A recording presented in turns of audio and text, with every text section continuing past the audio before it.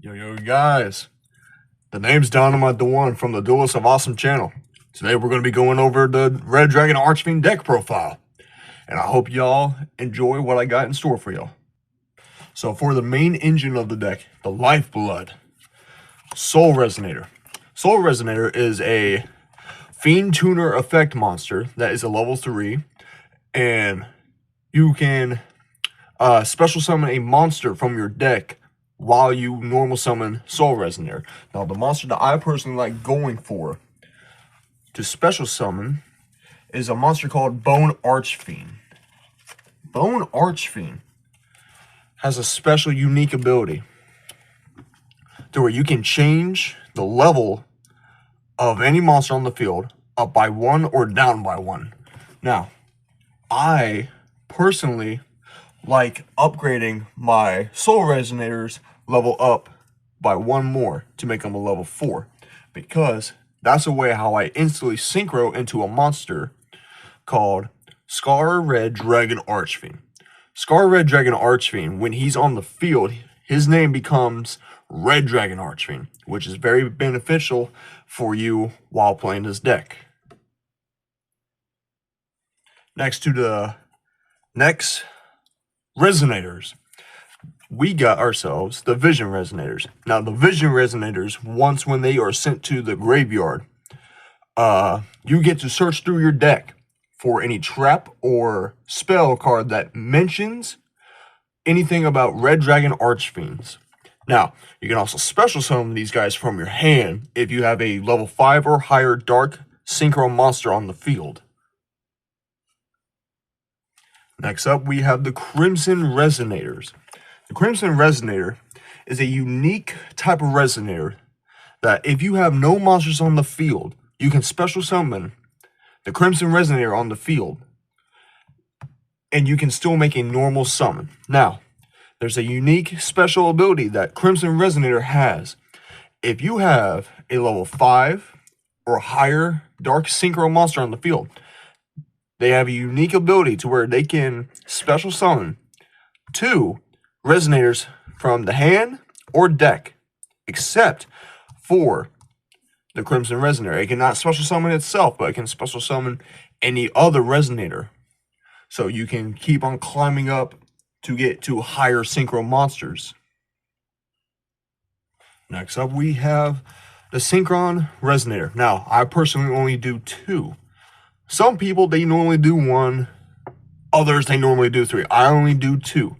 For this reason alone. If you have a Synchro Resonator in your graveyard, while you have other Resonators in your graveyard, say like Soul Resonator, Crimson Resonator, or, if my memory serves me correct, it is called the Vision Resonator. I normally like getting my hands on the Vision Resonator because that's how I get more of my spells or trap cards that I can use to defend myself or counterplay against my opponent. Now, it's time for the non-engine monsters. Now, I have 3 Ash Blossoms. We already know what they're used for. They're used to negate your opponent's effects and to basically shut them down. Next, I have 3 Bestial monsters. Bestial Magnemont, Bestial Durasworm, and Bestial Seigneur. Now, or Seigneur, I could be wrong of how to pronounce his name. It's a 50-50 shot at that point. But Bestial Magnemont and Bestial Durasworm and Seigneur, the reason why I have these monsters within my Red Dragon Archfiend deck. All 3 of these monsters have a unique thing about them. I can target one light or dark monster in either graveyard. Now, it does not mean only mine. No, I can target mine and my opponent's graveyard. I have to banish the monster that's in either graveyard, and then I can special summon these monsters onto the field. Now, with Bestial Magnemont, he has a other unique ability to where if he leaves the field, he special summons any of these guys on the field. Now, with Bestial Durasworm, if he leaves the field, you can destroy any special summon monster your opponent has set on the field. Now, Bestial Seigneur. If he leaves the field, if my mind is serving me correct, I get to send a branded spell trap from the deck to the graveyard. Now, I don't normally play any branded spell or trap cards at all. I only use him for extra monsters, so I can constantly lay down monsters on the field so I'm not left defenseless. Now, two recently, very recently, new monsters I decided to add to the deck. I have Chaos Mirage Dragon and the Bestial Ablalas. I could have butchered his name, but you know, let's get this going. So, Chaos Mirage Dragon.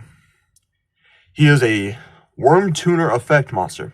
Now, what's unique about him, you can target one banished light or dark monster, special summon it on the field, but negate its effects. Now, say like if I brought any of my synchros on the field after they were sent to the Shadow Realm. If they were banished, I can bring them right back out. Their effects won't go off, but truly, I'm only going for the strength. That's all I truly need. Or I could synchro summon them into a higher monster. Now, that's the only reason why I have him on the field. He does good amount of damage, and he's only a level 4 monster, so you can normal summon him on the field whenever you like. Now, with this guy, I cannot, obviously you cannot normal summon this man, but you can special summon him from hand or graveyard by attributing 2 bestial monsters. While this card is summoned this way, is in the monster zone, negate the effects of all face-up ritual, summon, fusion, or synchro or XYZ, and link monsters on the field. Now, that is very good. If you're trying to shut down your opponent, this is the way how to go. Now, I believe that is it for the monsters of this deck. For the normal deck, it's time to move on to the spells and traps. Going with the engines of the deck. Crimson Gaia. Crimson Gaia is a spell card that is a continuous spell card. Now, during my main phase, I can add 1 Red Dragon Archfiend or a card that mentions it from the deck or graveyard to my hand. So say like if I had Vision Resonator, Crimson Resonator, Soul Resonator, or Synchron or Synchron Resonator, I can go through my deck or from my graveyard and add it into my hand.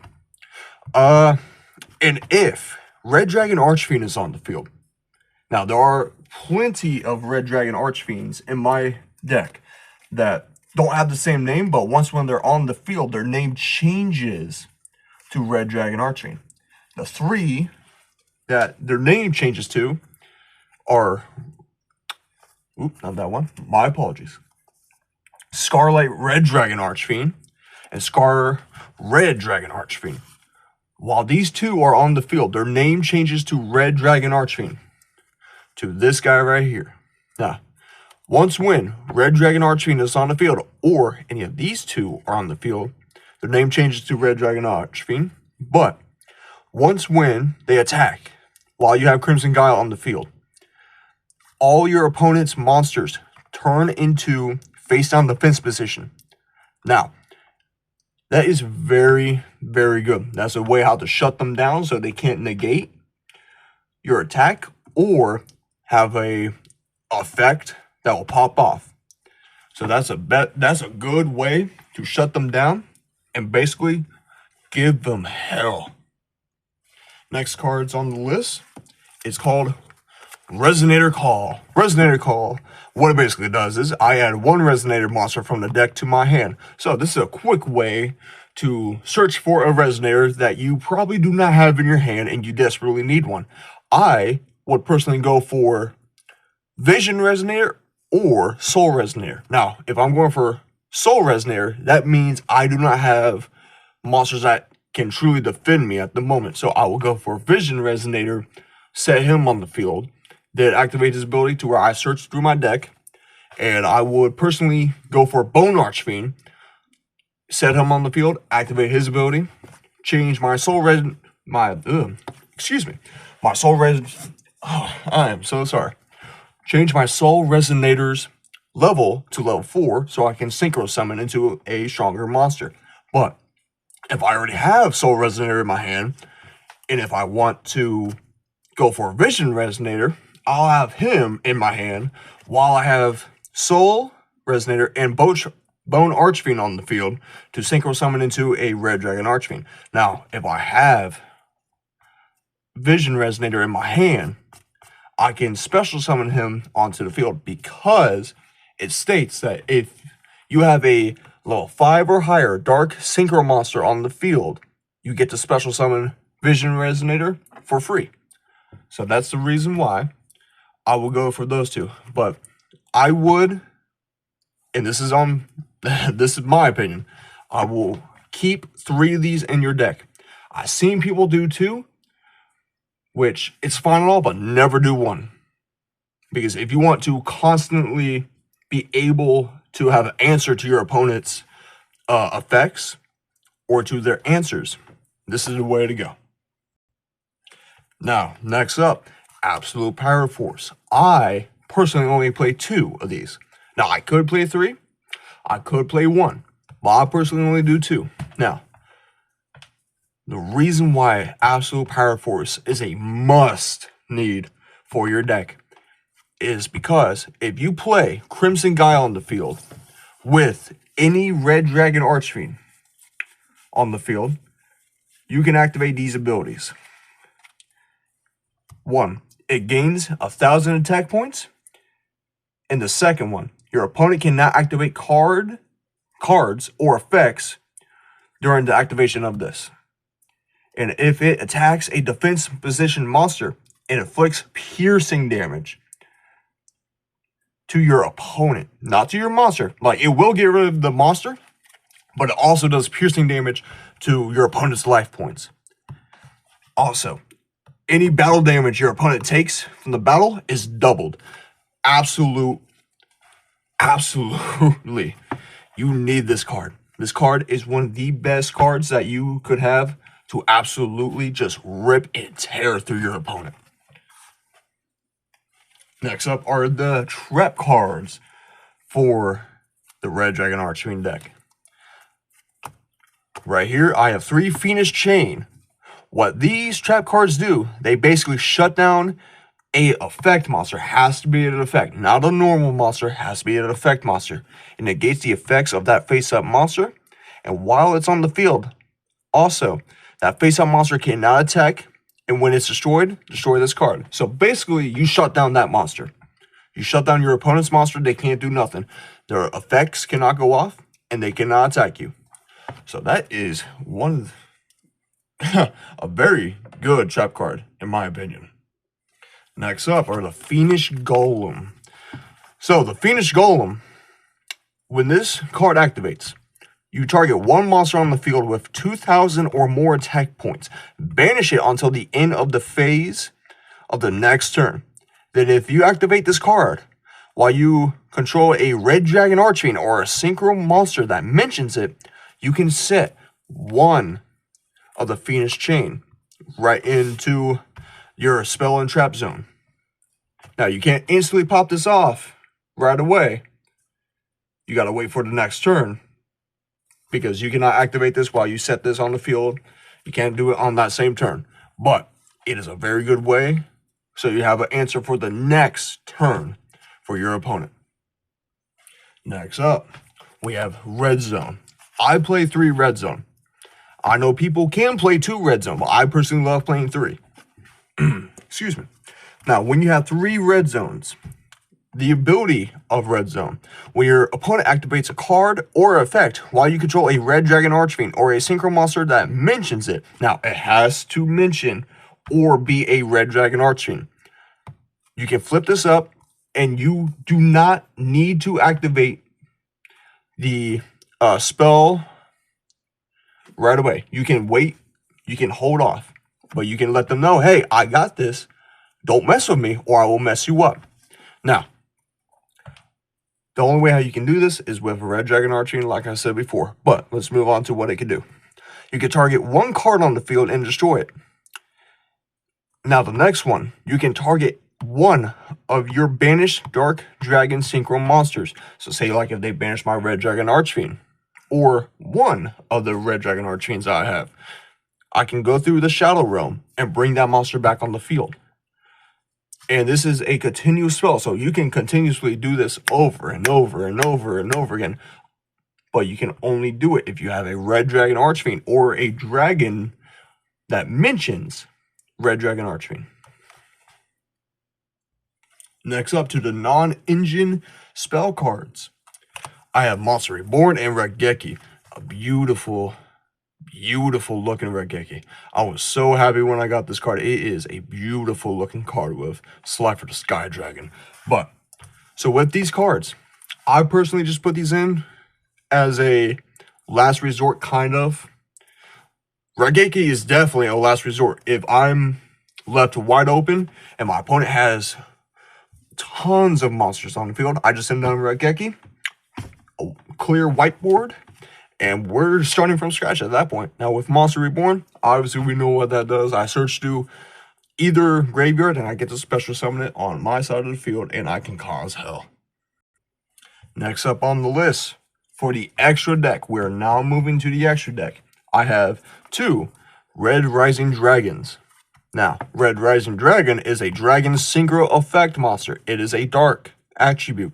Now, when you summon this card, you can target one Resonator monster in your graveyard, special summon it on the field. It sadly cannot activate its abilities while you got them on the field. Now, I believe you have to set them in defense position. Never mind, I'm wrong. So you can set them in defense position or attack position. It does not matter. You can set them in any way, just not face down. And next up, we have 2 Red Dragon Archfiends. Now, I believe y'all are going to love what I got in store for y'all. Here's Red Dragon Archfiend, but then here's the Ghost Red Dragon Archfiend. Recently got this card, is one of my favorite cards. I personally love how they did this for Red Dragon Archfiend. Love it. Absolute beaut. Now, with Red Dragon Archfiend, when you summon him on the field, and when it's the end of your turn, Red Dragon Archfiend has a unique thing about him to where if you have nothing to stop him, he destroys all cards that have not fought. So say like if you have some Resonators are in defense position, he's going to want to destroy those cards.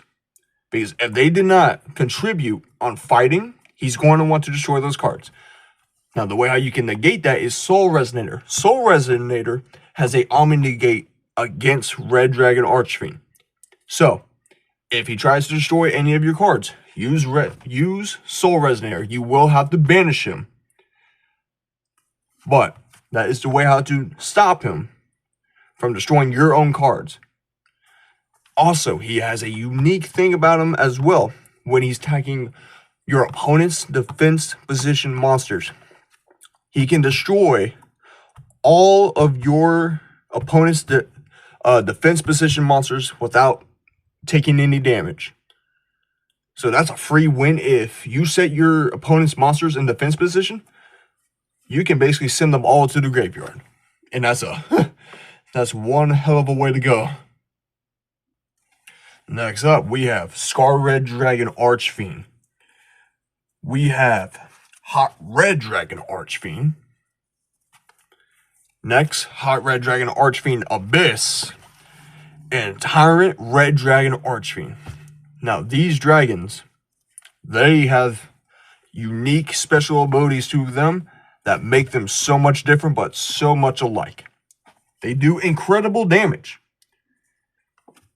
Now, with Scar Red Dragon Archfiend, when he's on the field, his name changes to Red Dragon Archfiend. He is a must-have on the field if you have Crimson Gaia and Red Zone on the field. So you have a way to negate your opponent's effects. Now, if Scar Red Dragon Archfiend is sent to the graveyard, he has a unique ability to where he can go through the extra deck and special summon a Red Dragon Archfiend.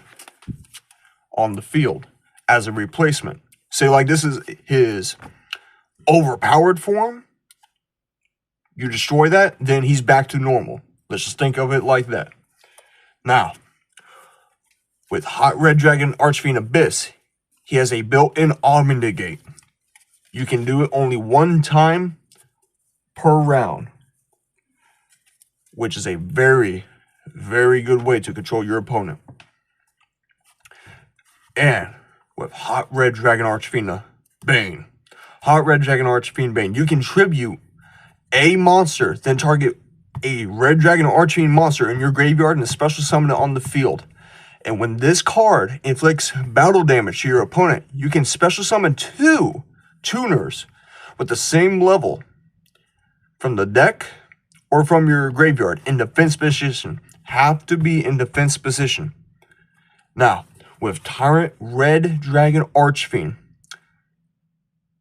you can destroy all other cards on the field. Also, the rest of this turn, other monsters you control cannot attack during the battle phase. So basically what this is trying to say is you can destroy your opponent's cards for free, but it comes at a price to where your other monsters can't fight. So that's kind of like a 50-50. If you know you're going to shut them down, do it. Go ahead. But if you do not feel confident, I wouldn't recommend you not to do it. Do not do it. Next up, we have Scarlet Red Dragon Archfiend. Now, as well, when he enters the battlefield, his name becomes Red Dragon Archfiend. But with Red Dragon Archfiend, or Scarlet Red Dragon Archfiend, once per turn, you can destroy as many other special summon effect monsters on the field as possible with attack less or equal to this card. Then inflict 500 damage to your opponent for each monster destroyed. So, that's for either side of the field. If he special summoned any monsters that have equal or less attack points than Scarlet Red Dragon Archfiend, you can destroy them, and that will inflict 500 damage for each monster you destroyed. That also counts for yours if you want to just burn him. If you want to get rid as much health as possible. Alright, now next up, the final 2 of the extra deck. Red Nova Dragon with Red Supernova Dragon. Now, the only difference from these two, Red Nova Dragon, for you to summon or to synchro summon Red Nova Dragon, you have to use 2 tuners with a Red Dragon Archfiend. That's the only way how you can bring him out. Now, with Red Supernova Dragon, for you to summon him, you need 3 tuners plus 1 non-tuner synchro monster. That is the only difference between them. But everything else, they're the same. Except for attack-wise. Red Supernova Dragon does 4,000 attack points, while Red Nova Dragon only does 3,500 attack points. But everything else is the same. So, when you special summon this monster on the field, it gains 500 attack for each tuner in your graveyard. It cannot be destroyed by your opponent's card effects. And once per turn, when your opponent monster activates a effect, or when a opponent monster declares an attack, this is a quick effect. You can activate this effect by banishing this card, also banishing all cards your opponent controls. That is insane. You can shut him down and immediately mess him up. Now, if you have Crimson Guile on the field with Red Zone and with Scar Red Dragon Archfiend or Scarlet Dragon Archfiend on the field, their names become Red Dragon Archfiend. You can use Red Zone to search through your banished monsters and bring them back on the field, which is a killer way to just absolutely just humiliate your opponent and just win the duel. Now, with these 2 cards, they may seem the best cards on the field, and they are, don't get me wrong, but there are other monsters within this deck that truly provide more than what these guys can do. They can provide the power. They can definitely They can definitely swing with a powerful punch, but it's not all just by strength. You need spell cards on the field to make sure that nothing goes wrong.